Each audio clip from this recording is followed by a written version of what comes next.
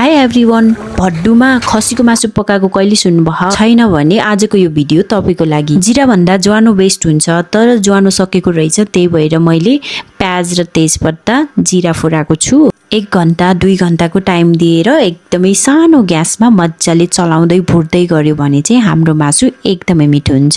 बेसार नुन र लसुनको पेस्टलाई चाहिँ मैले अलिकति मासु मजाले फ्राई भइसकेपछि मात्रै राख्छु।